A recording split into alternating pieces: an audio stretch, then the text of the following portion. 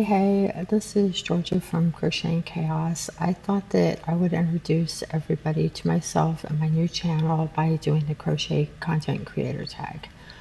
So, hi, welcome. Ignore the mess behind me. This pile of crochet is stuff that I need to go through and frog or partially take apart and resize.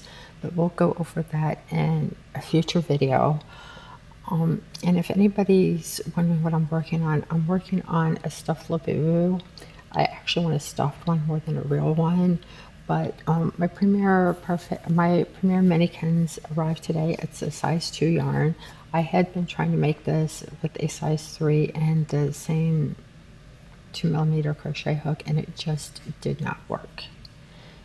And bringing up the premier yarn, I just finished filming an unboxing video, and I'm going to be putting this one up first before the unboxing video, so they're going to be, the filming's a little bit out of order. I didn't think this through. Anyway, on to the content creator tag.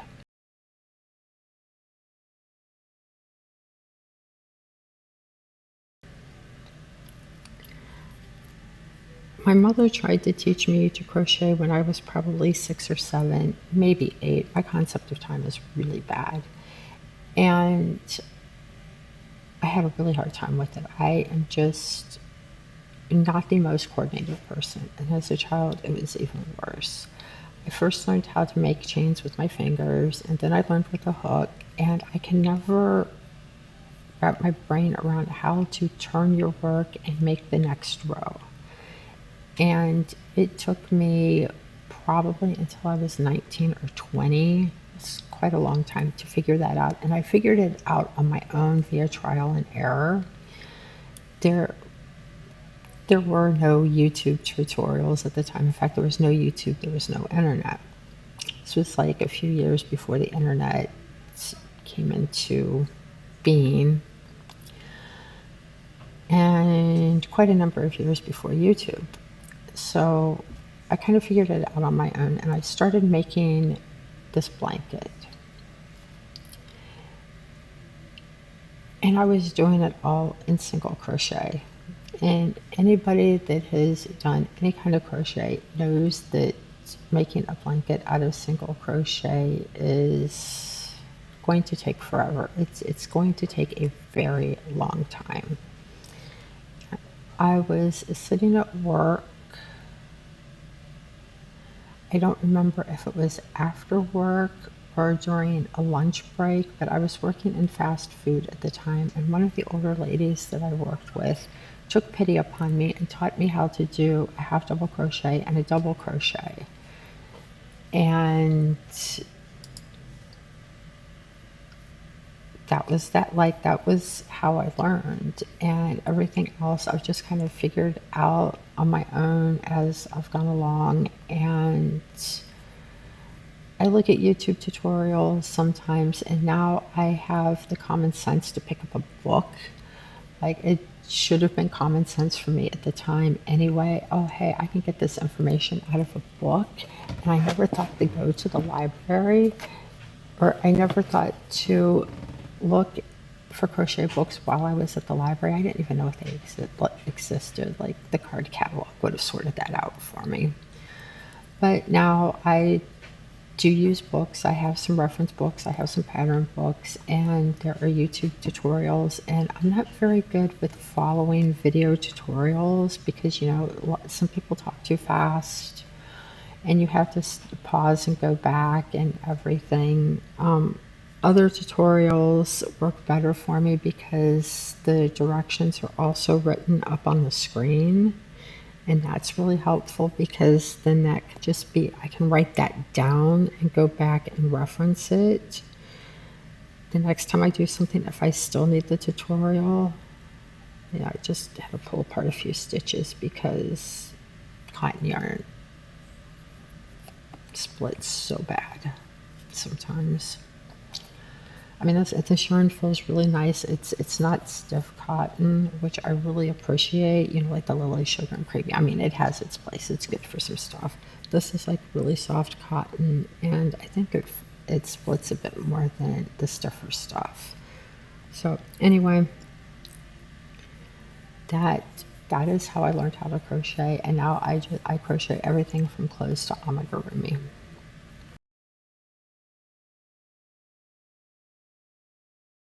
My favorite thing to crochet is whatever I'm working on at the time. I know that sounds like a cop out, but I really have no one favorite type of project. I'm a mood reader. I'm also a mood crocheter. It's like, oh hey, I feel like working on like a crochet or a hexagon cardigan today. Oh, today I feel like working on a piece of amigurumi, and I kind of obsess about something a little bit. It's like, oh, I really want to start this project. I have to start this project, and my brain won't let me work on anything else until I do. And I think this is why I've got so many works in progress sitting around that I'm working my way through. It's like, oh, hey, today I want to really work on this project. So it's just whatever I'm working on at the time because I enjoy crocheting and I don't care what I'm crocheting.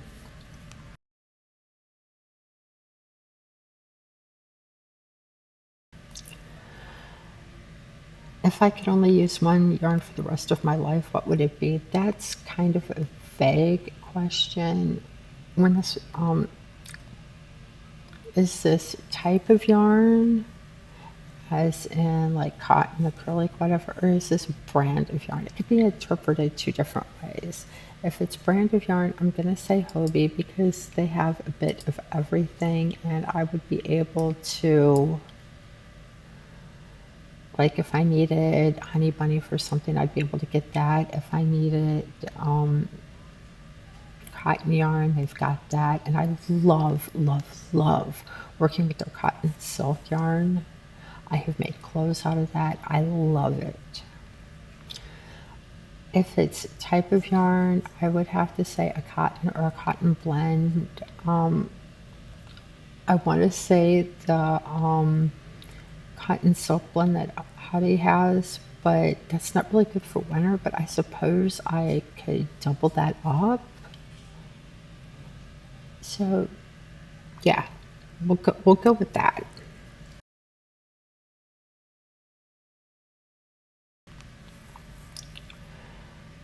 The weirdest thing I ever crocheted was a koala spider. If you look on Pinterest or Etsy, you will find where people have made spiders with cat heads. And I don't remember how the idea of the koala came, but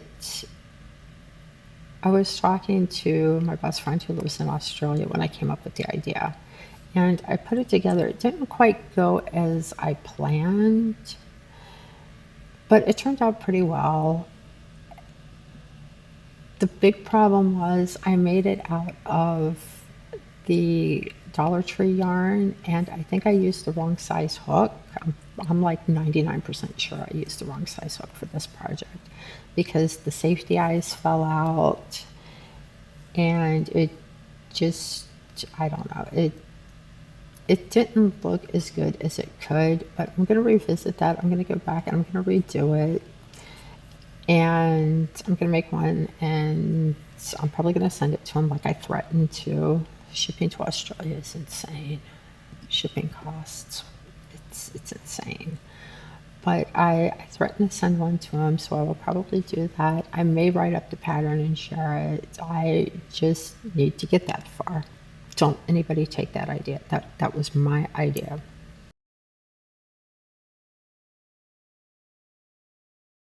The one thing I will never make is crochet genitalia. I don't know what the trend is with that of late, but it just, no, no. I mean, I have a sense of humor, but no.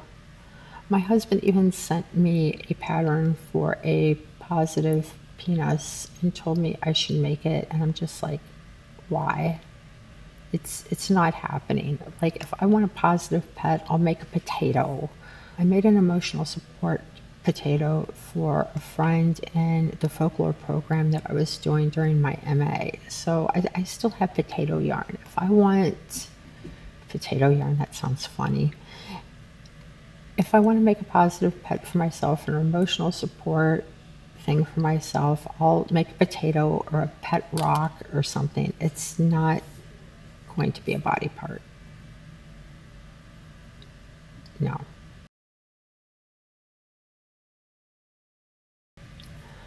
My inspiration comes from everywhere. As I think I said, I may have mentioned it in the other video. I don't remember because I'm filming these back to back. I am in an MFA program for creative writing, and much like creative writing, my crochet inspiration comes from everywhere. Like I said, I came up with this idea for a koala spider. Probably had something to do with drop bears, I don't know. But it just comes from everywhere. Like something weird that like one of my friends will say something on Pinterest. Pinterest is great once you get past all of the AI slop. Just I never know what's going to give me inspiration, but it just comes from everywhere.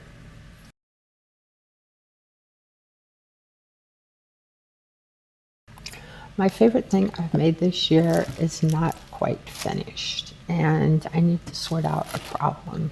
It's this little guy, and he's an amalgamation of a couple different patterns. I'm kind of Frankensteining him together. The problem that I need to sort out is his neck. I thought that I had that fixed, but apparently not. But he's got this mohawk ponytail. I've got one of the feet done that I need to sew on. It's right here. It, the other one's going to be the shade of green, and his arms are going to be that shade of green because I ran out of this pink. And I don't remember if I have any coming in my Hobby order because this is the honey bunny. But I need to figure out how to keep his neck from falling over.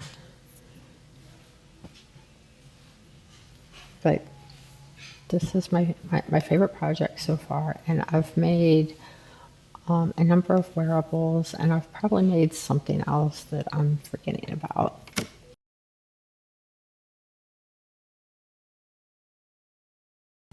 I'm excited about this channel and doing something with it. I've been going back and forth about making a crochet YouTube channel for quite a while now, and I finally broke down and did it. Like the first thing was a rant about that I posted was a rant about this Karen latte cake that I purchased from Michael's and found out that it was returned. That wasn't the problem. The problem was whoever bought it originally, the swatch or whatever that they crocheted up, they just wrapped it up and stuck it in the middle of the cake where you would find the center pole.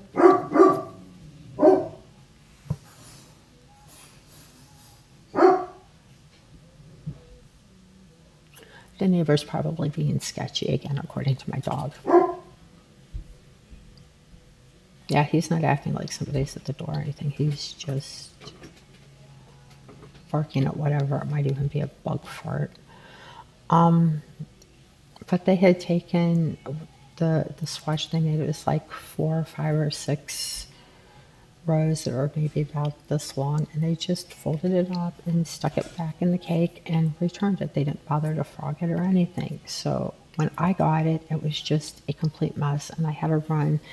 And I mean, it had been like in that state for a while because when I started frogging it, the yarn was like all kinked and everything. And it was just a mess. I was worried it wasn't going to go through the yarn unwinder. So that was the first video I made. It was actually a short, but I'm excited about this channel. I'm also excited about getting some of these whips done, especially, and this is still attached to yarn. I need to be careful. Oh, let me put a stitch. Oh, there is a stitch marker in there holding it where it doesn't unravel. But last year when it went viral, I decided to make the Swifty, the Taylor Swift viral crochet dress. I mean, everybody was making such a big deal out of it. I'm like, it looks like something from the 70s, and that's really kind of cool. But these were the colors that I chose. This mint and lilac, white and black. And I started it in Lily Sugar and Cream. And I have to redo it. Like I have to frog the original one I started with because it's going to be way too big on me now. I've lost a lot of weight since I started on. In fact, that's why I have to frog a lot of what's in that basket. That's a story for another time.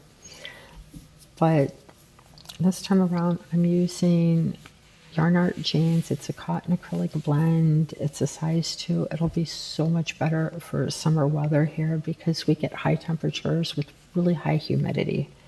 But this one will fit much better. It's several sizes smaller. And I think it'll be better for summer wear. But I'm excited about getting that whip done. I've wanted to get this dress done for a while where I have it to wear. And that's that.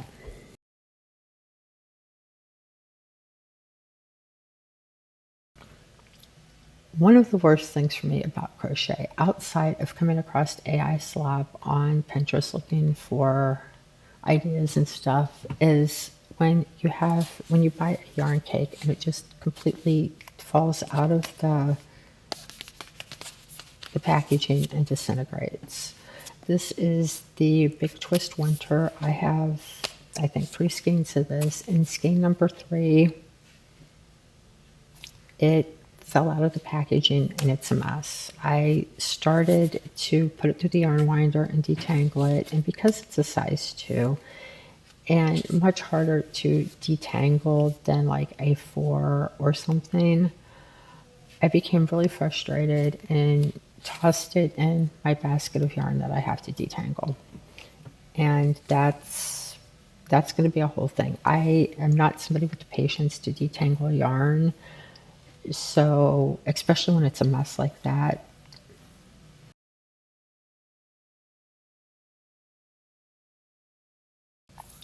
And my favorite thing about crochet is when you get to express creativity. Like, like I said, I've Frankenstein this together from different patterns. The hair I came up with on my own. The body came from a base pattern that I bought, but I changed it where the head and the body connected together. Instead of sewing on the head, it just made more sense to me because of the way the pattern was written. I don't remember where the ears came from. I don't know if they came from a book or a pattern that I got off of Etsy, but I made ear decorations. I don't know what other embellishments I'm going to add after the feet and arms get added. But there's that little guy, it's the creativity. And also, like I've said, I'm a grad student, and it helps so much with the stress and anxiety of school. Like this keeps me calm. I have been known to take crochet into class and crochet during lectures and discussion. During one of my folklore classes during my MA program, I worked on a Mothman poncho, and I need to figure out how to get the antenna to stay up because they fall over. But it's all black. When I put my arms out, it looks like wings, and it's got a hood with Mothman eyes and the antenna, but the antenna keeps falling over, and I have to come up with a way to fix that because I made it out of merino, superwash merino, and there's just no stiffness there, and they fall over, so I have to figure that out. I've tried a few different things and nothing's worked. I think I might have to do something where I can stuff them a little bit to add support. I don't know. I'll get it figured out. But right now, the antenna is sad. Editing me here, you can tell it's editing me. There's been a walk upkeep done. I'm going to tag Crocheting with EG because I don't think he's done this. that was the last question. I hope you enjoyed this video. I'm going to go back to my Labubu, and I hope to see you guys again. Bye.